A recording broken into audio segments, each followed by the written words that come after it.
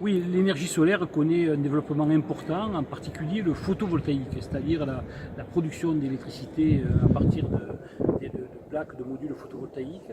C'est un élément aujourd'hui qui est en train de se développer fortement grâce à tout ce qui est autoconsommation, c'est-à-dire non pas la production d'électricité pour être vendue sur le réseau, mais la production d'électricité pour être consommée par le bâtiment lui-même.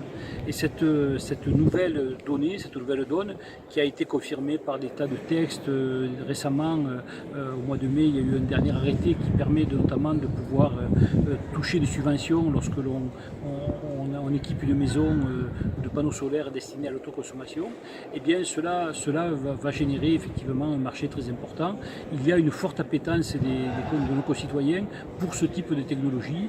Les gens souhaitent produire de l'électricité qu'ils consomment plutôt que de la vendre au réseau. Ça, tous les sondages le montrent de façon très claire.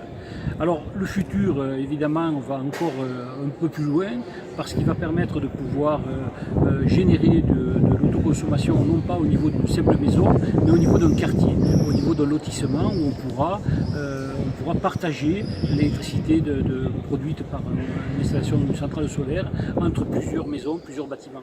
Ça sera possible aussi sur les bâtiments collectifs où l'énergie solaire produite par le toit du bâtiment pourra être distribuée dans l'ensemble des logements du bâtiment. Et tout cela en fait va constituer un développement très important du solaire, surtout à un moment où on s'attend à ce que l'électricité classique, celle que l'on achète au réseau, augmente de façon importante dans les années à venir. Donc vous voyez la baisse des prix du solaire, l'augmentation des prix du réseau fait que les courbes vont se croiser et vont permettre à ce marché de se développer de façon extrêmement rapide.